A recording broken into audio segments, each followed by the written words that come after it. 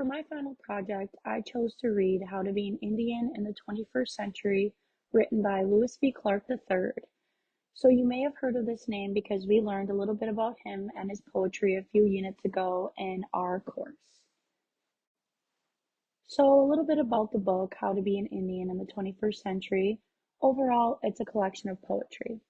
It goes into many different themes such as family, community, identity, and grief.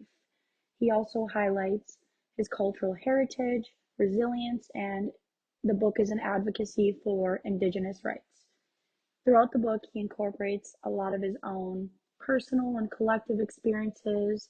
He talks about his childhood on the reservation, being the only boy of many sisters and being the first one on the reservation, going through school into the working world, having to deal with racism in both, and becoming an elder overall.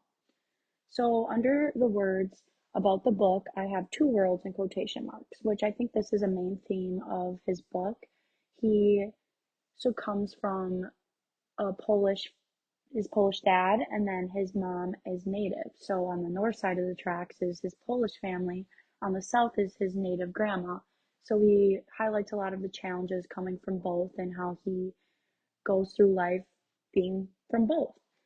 I also have A Day with Grandpa and My First Pony. These are different poems from his book that I thought were very sweet because it talks a lot about his family and it relates to that theme. So I thought those were sweet. I also wanted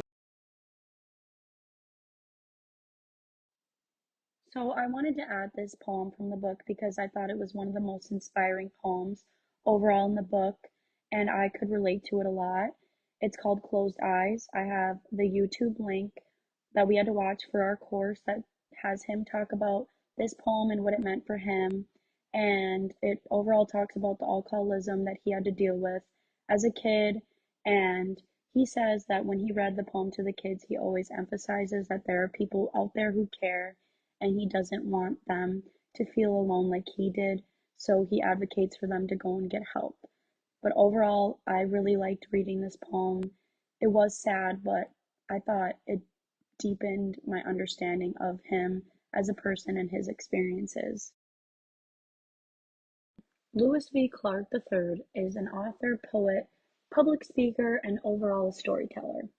He was born and raised on the Oneida Reservation in northeastern Wisconsin, and he now lives in Amra, Wisconsin. He has 6 children and 9 grandchildren and a loving wife that he also talks a lot about in his poems that I think is very sweet. He is a member of the Iroquois Confederacy with his family belonging to the Bear Clan. He started writing poetry in the 6th grade and he emphasizes that he got beat up a lot. He started writing poetry for many different reasons, one of them being to exorcise his demons, such as the alcoholism of his mother and the death of his sister. He has many publications and rewards, so I highlighted a few. He, the Wisconsin Historical Society Press published How to Be an Indian in the 21st Century in 2017. He also published his other book, Two Shoes, in 2011. Both of these won awards from the Oneida Arts Board. So now a little bit of the background history of this book. Overall, it explores the challenges of navigating modern life while preserving cultural traditions. So he lives in a modern society, a contemporary society where he needs be to live up to the expectations of being a boy in the society, but also wanting to preserve his cultural traditions of being a Native American and coming from a Native American family as well as a Polish family. It addresses the causes and effects of colonization or colonialism, racism, and historical trauma. Overall, the book celebrates the resilience and strength of Native Americans and communities. He doesn't directly talk about forced assimilation and land displacement, but you can see it in his poetry that it's one of the main challenges that Native Americans have had to deal with. So I highlighted that for the background history. And overall, the book offers Indigenous people a powerful voice in the fight for social, political, and cultural equality. So now a little bit about the context and function of his book. So overall, it's split into 6 parts. It is very personal. He uses a lot of powerful language to engage his audience. He uses metaphors, symbolism, and rhythmic language to do so. His poems explore identity, culture, and justice for Native Americans. It's overall a platform to share his experiences and perspectives as a Native American, and it highlights the ongoing struggles of his culture, such as the consequences of historical trauma. How to be an Indian in the 21st century impacted my understanding of these course themes in many ways. Despite already learning the definitions of cultural appropriation, stereotypes, and colonialism, this book helped me gain a deeper understanding of them. So one of the core themes I saw a lot in the book is cultural appropriation. So to provide you all with a better understanding, I have included quotes directly from the book. The first one being cultural appropriation. I found this on page 20. So this quote really talks about the phenomenon of cultural appropriation and the painting of faces on mascots. This is a process in which indigenous symbols, practices, and identities are exploited and used for commercial gain, such as different football teams and other sports teams, such as the Redskins. And Lewis V. Clark talks a lot about this in his book and how it makes his culture upset that they are using mascots to show their culture in an appropriating way. And it's not only disrespectful, it is also reinforcing stereotypes about them. So the second one, I have stereotypes highlighted.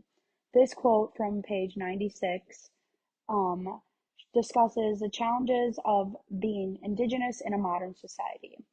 He says that they haven't done some of the things that they might expect from an Indigenous person, like hunting buffalo or cooking over a fire.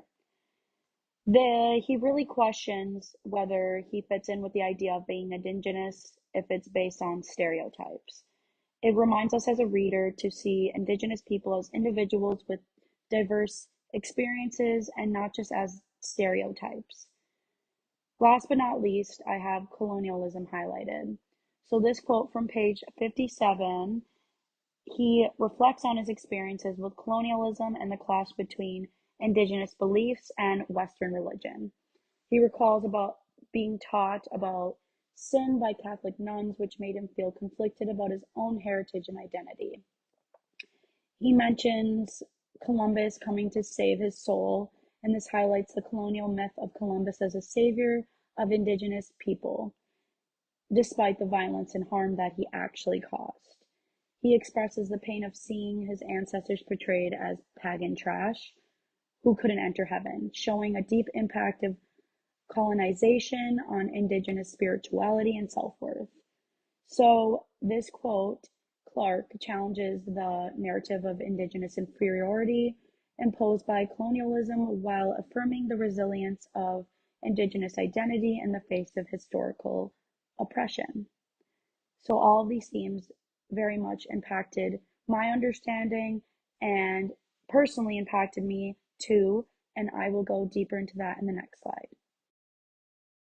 Now, after I just talked about the representation of course themes in this book, I also talked about a little bit about my personal impact, but overall, this book gave a lot of education and awareness to me as a human being, and that to advocate for Indigenous rights, it helped me be more empathetic and understanding towards their culture and empowerment to help them fight for their rights as people because they are not their stereotypes. They are their culture, and every human being has their own culture, and it's important to be empathetic and understanding of their culture, and that's what I got a lot from this book.